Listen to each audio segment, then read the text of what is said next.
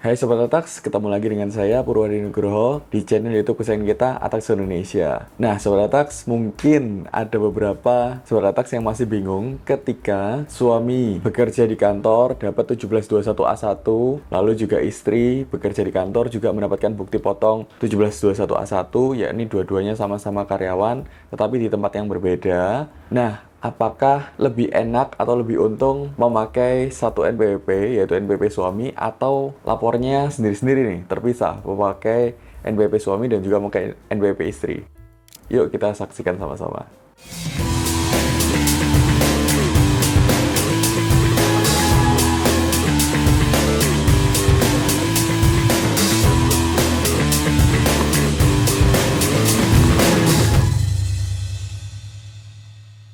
Nah, Sobat Atax, ketika Sobat Atax sudah menikah dan juga mempunyai NPWP sendiri-sendiri, saran saya adalah NPWP si istri ketika mungkin tidak beda pisah harta, lalu ketika suami dan istri itu juga sama-sama karyawan dan mendapatkan bukti potong 1721A1, saran saya adalah diajukan penutupan aja NPWP istri. Kenapa? Karena itu akan membuat Sobat Atax menjadi lebih cuan dibandingkan NPWP-nya itu sendiri-sendiri. Bener nggak sih? Atau boleh nggak sih? Nah, oke. Kalau kita ngomongin tentang boleh dan nggak boleh, kita kembali lagi ke dasar hukumnya. Dasar hukumnya ada di pasal 7 ayat 1 Per 04/2020. Di situ tertulis bahwa terhadap wanita kawin yang telah memiliki NPWP, namun menghendaki pelaksanaan hak dan pemenuhan kewajiban perpajakannya digabung dengan pelaksanaan hak dan pemenuhan kewajiban perpajakan suami, maka atas NPWP wanita kawin tersebut dilakukan penghapusan NPWP. Nah, jadi Sobat Atax bisa saja untuk yang namanya menutup NPWP istri ketika Sobat Atax sudah menikah dengan catatan tidak ada pisah harta.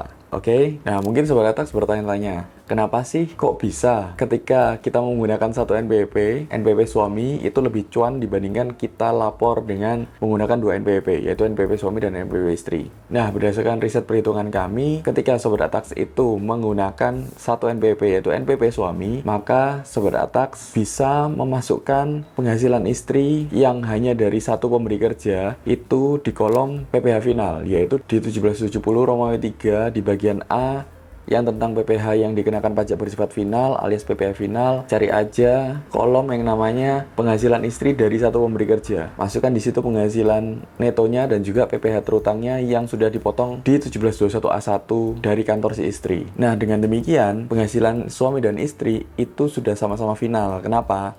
Penghasilan si suami sudah dipotong PPh-nya oleh kantor mendapatkan 1721A1, lalu juga si istri juga PPh-nya sudah dipotong oleh kantor mendapatkan 1721A1, sehingga tidak lagi mengalami yang namanya dihitung ulang. Nah, hal ini berbeda ketika Sobat Atax menggunakan yang namanya metode pisah harta PH maupun memilih terpisah. Sobat Atax harus mempunyai dua NPWP maupun laporan SPT-nya pun juga harus sendiri-sendiri. Laporan SPT suami maupun laporan SPT istri. Di situ Sobat Atax wajib untuk melampirkan yang namanya perhitungan tersendiri alias perhitungan PHMT. Penghasilannya itu harus digabungkan terlebih dahulu, lalu dihitung PPh terutangnya, setelah itu akan dibayarkan proporsional. Dibayarkan oleh suami berapa, dibayarkan oleh istri berapa. Biasanya ketika terjadi penggabungan perhitungan, bisa jadi yang namanya penghasilan suami itu berada di tarif lapisan yang kedua, lalu juga penghasilan istri berada di lapisan yang kedua. Ketika digabungkan, langsung naik di tarif lapisan yang ketiga maupun yang keempat. Sehingga kredit pajak maupun PPh yang sudah dipotongkan dari kantornya masing-masing itu masih belum cukup untuk mengcover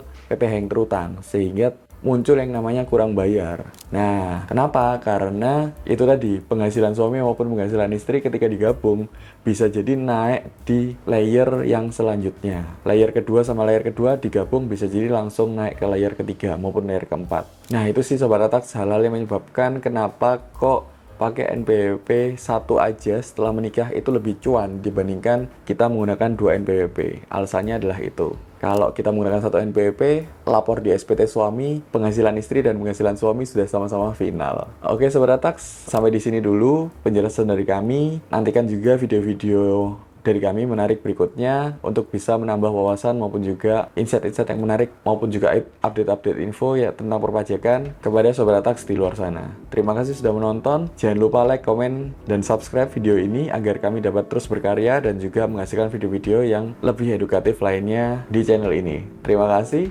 Ingat pajak, ingat Atax. Sampai jumpa.